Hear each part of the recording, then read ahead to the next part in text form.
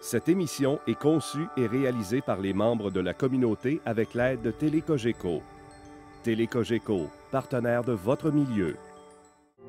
Cette émission vous est présentée en partenariat avec la Société d'histoire du Lac-Saint-Jean, qui se préoccupe de rendre accessibles les éléments de notre patrimoine qui ont façonné l'histoire de la région et la vie quotidienne de ses habitants, ainsi qu'avec la participation financière de la résidence funéraire Lac-Saint-Jean, propriété exclusive des gens du milieu, qui accompagne et soutient les familles endeuillées depuis plus de 3 décennies avec respect et compassion.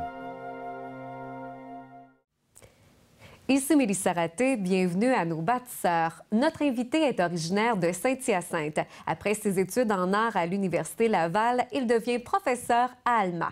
Au début des années 80, il s'associe avec Jocelyn Maltais pour créer l'organisme Interaction Qui. Aujourd'hui, M. Alain Laroche.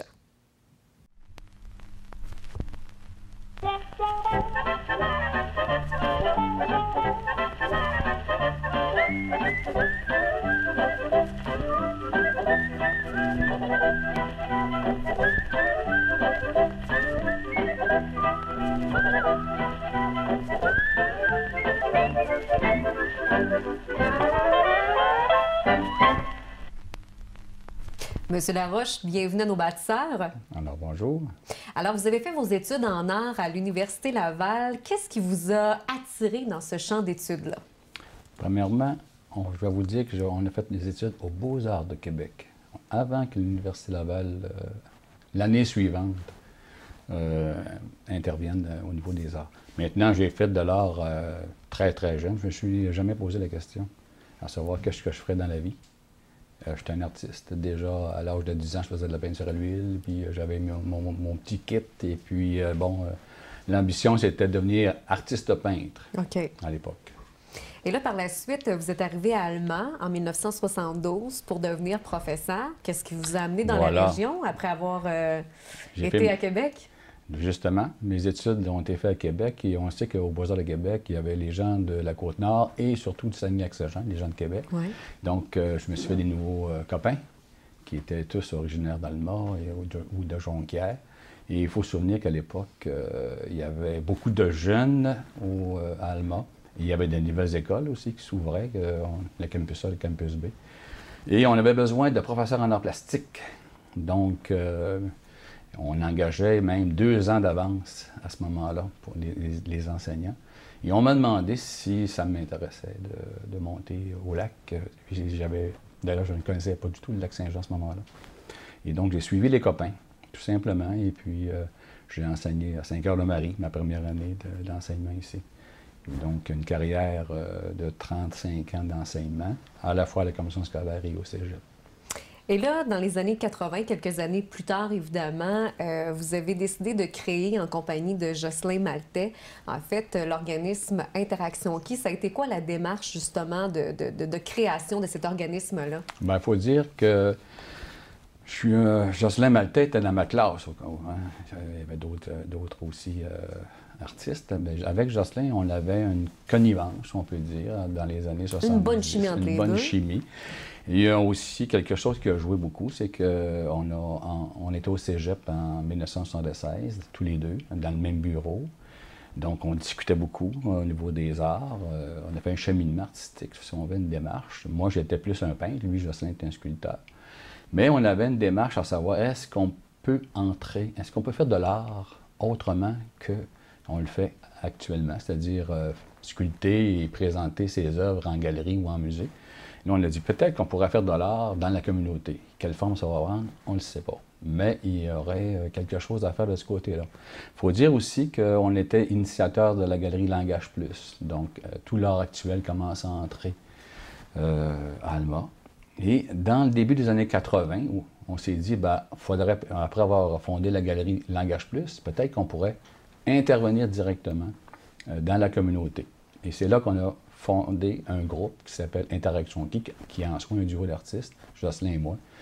Et nos premières interventions sont en 1980 avec Une rue à refaire, qui tout simplement une intervention sur la rue Sacré-Cœur où on a photocopié 300 personnes Et c'est 300 personnes. Mais il faut dire qu'on n'était pas seuls, hein, lorsqu'on a photocopié les 300 personnes. On était déjà un groupe des étudiants qui venaient nous aider. Il y avait d'autres artistes, Jean de la Liberté, entre autres, Alain Paradis, Bernard Pilote, tous les gens qu'on entend parler aujourd'hui, ils étaient là. Ce collectif, ce grand collectif-là, il a fait en sorte que la rue Sacré-Cœur s'est transformée en galerie d'art, si on veut, avec ces 300 photocopies collées dans les vitrines. Donc, on a dit que c'était une rue qui avait été à refaire, qui était à refaire. L'année suivante, on est intervenu au Carrefour d'Alma, où on ne souille pas la terre qui donne le pain. C'était un événement écologique, où là, on questionnait les gens sur leurs habitudes, leur façon de faire. Et on mettait le rapport écologie-économie en dualité. Donc, toutes des activités qui se faisaient dans la rue ou dans les centres d'achat ou dans des endroits où l'artiste n'est pas attendu du tout.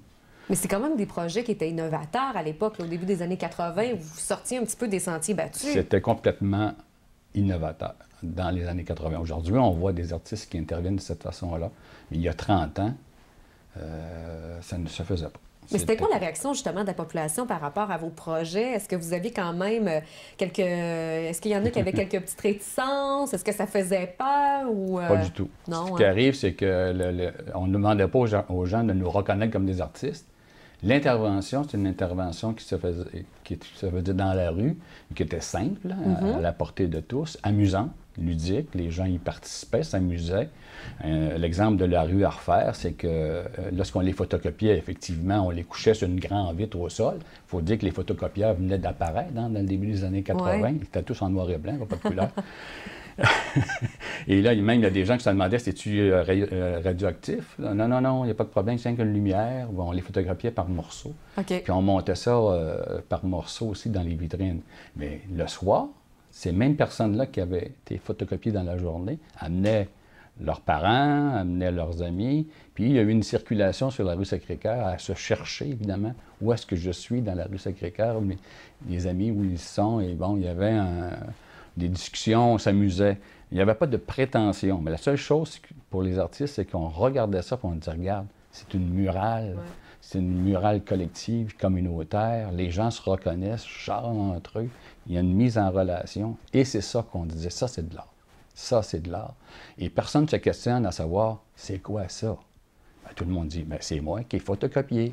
C'est très simple. Et c'est ça qu'on se disait, l'art peut être accessible, elle peut être citoyenne, elle peut être engagée aussi, elle peut prendre toutes sortes de formes, mais c'est peut-être qu'il faut la sortir des galeries, il faut la sortir des musées. Il ne faut pas prétendre dire, ben, les gens, il faut absolument qu'ils aillent dans les galeries, puis regarder les œuvres, puis essayer d'en comprendre quelque chose.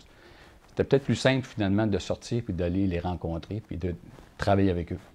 Alors, c'est ça qu'on leur a proposé. Des beaux projets innovateurs. Et quelques années plus tard, il y a quand même quelques organismes historiques et des personnes qui se sont rencontrées parce qu'en fait, on cherchait un emblème pour le Saguenay-Lac-Saint-Jean, un emblème animalier. À cette époque-là, c'était qui les gens qui ont participé à ces rencontres-là ou encore peut-être les organismes qui étaient présents? Nous, on n'était pas au courant tout à fait du cheminement d'un groupe de la Société d'histoire du Lac-Saint-Jean et de la Société historique du Saguenay qui est associée avec d'autres groupes aussi communautaires qui travaillaient depuis 1984 à faire en sorte que la Wanadish devienne emblème animalier. Donc, on travaillait un certain nombre d'années pour faire en sorte que lors du 150e anniversaire, on se dote d'un nouveau symbole. Parce qu'on avait eu le drapeau en 1838. Puis là, il disait, bon, pour le 150e, pourquoi pas avoir... quelque chose de nouveau. Quelque chose de nouveau. Alors donc, ils ont travaillé là-dessus.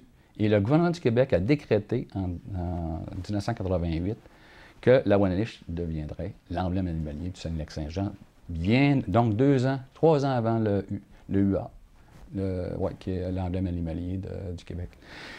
Et nous, on leur a proposé, bien sûr, un événement qu'on appelle événement Wanadish, qui est énorme, qui est plus un processus de création, qui est un grand mouvement, qui touche à la fois le politique, le communautaire, l'éducatif, le social, à tous les strates de la société. On voulait que toutes les municipalités puissent collaborer.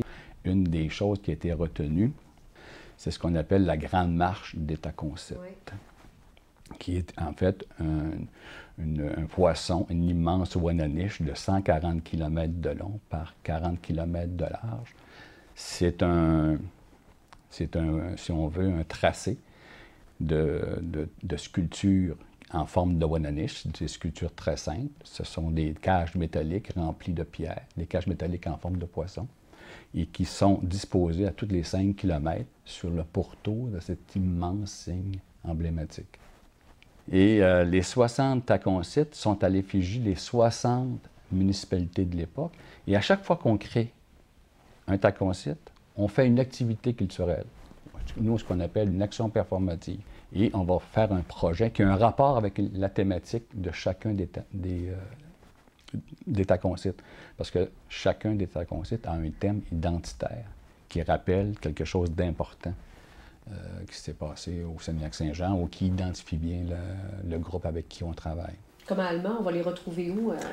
Il ne peut y avoir de taconsite à Alma, puisque la municipalité n'est pas sur le pourtour. Okay. Et c'est ça, les gens souvent nous disent, oui, mais je veux mon taconsite dans ma municipalité. Pour certains, oui. Pour certains, non. Mais ce qui est important à retenir, c'est que votre tacon existe. Il est placé, dans le cas d'Alma, dans le rang Saint-Isidore, à Héberville. C'est le taconsite des routes d'eau. L'action performative a été réalisée ici, à la Maison des bâtisseurs, qu'on appelait Toile-Voile. C'était un rappel du radeau de M. Tolentin Hébert, le curé, qui avait un grand radeau avec 60 voiles, ce qui voyageait sur le lac Kenogami, bon, le lac Vert, et aboutit à Héberville. Donc, on racontait à l'intérieur d'une performance qu'on a réalisée ici, cette odyssée, si on veut, avec les colons. Parlez-nous un petit peu aussi de l'arrivée de Bertrand Bergeron rapidement avec les contes de la Ouananiche. Donc, on vous parle, donc, les fameux taconsite, est apparu en 2005. Bertrand Bergeron, notre conteur national, si on veut, avec toute son expertise sur les légendes et les mythes régionaux. Et on lui a passé tout simplement une commande. On lui a dit, écoute, Bertrand, est-ce que tu es capable de nous écrire un conte pour chacun des thèmes de nos taconsite? Et faire en sorte que tu puisses avoir 60, à la fin, 60 contes du pays de la Ouananiche. Bertrand s'est laissé, c'était ambitieux, mais il faut dire que je ne lui ai pas dit ça comme ça. Je lui ai demandé un premier. Okay. Et puis, il s'est enchaîné et il a été pris au piège quelque part. Et à un moment donné, il s'est rendu compte qu'il y avait comme une commande de 60 contes, mais ça s'est étalé quand même sur 7 ans. Okay. Il a terminé aujourd'hui. Il y a 60 contes, effectivement, décrits sur chacun des thèmes. Et le fameux Tijan de tous les contes, bien, il fait partie maintenant de notre histoire du pays de la Ouananiche. Et ce qui est intéressant dans le cas de Bertrand, c'est qu'il a vraiment adapté, si on veut, des légendes déjà existantes ou des mythes déjà existants. Il les a bricolés à sa façon. Et il a introduit, évidemment, des nouveaux personnages connus d'ici, ou des lieux connus. La géographie, le territoire lui-même est exploité. Donc, on peut, à travers ces contes, voyager, si on veut, dans l'imaginaire de notre région. Et c'est un gros plus là, pour la Grande Marche des Taconsite. Monsieur Laroche, c'est un plaisir de vous rencontrer pour l'émission Nos bâtisseurs. Peut-être rapidement, en 30 secondes, oui. Un de vos prochains projets pour Interaction Qui? Bon, on en a plusieurs. Bien, je peux peut-être vous faire un scoop. Allez-y. On travaille sur l'île emblématique qui va être installée dans la petite décharge. Vous savez qu'avec la renaturalisation de la petite décharge, il y a une île qui va être réalisée. Oui. Cette île-là va prendre la forme de notre Ouananiche. Et sur cette île-là, il va y avoir une horloge vivante, donc 12 cadrans qui travaillent sur l'identité. Les 60 thèmes identitaires que je vous ai parlé tantôt, mais les 12 cadrans vont porter les 60 thèmes identitaires. Donc, il va y avoir évidemment des fleurs ou qui vont apparaître dans les 6 mois. Et tranquillement, l'horloge va nous indiquer l'évolution de notre territoire. On a hâte de voir ça. Merci beaucoup, M. Laroche. Merci. Merci.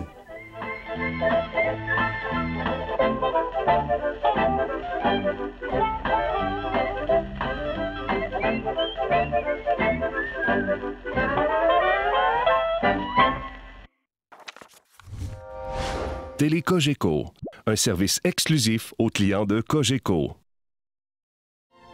Télécogeco remercie la Société d'histoire du Lac-Saint-Jean qui a assuré la recherche de la série Nos bâtisseurs. De même que la résidence funéraire Lac-Saint-Jean pour sa contribution financière.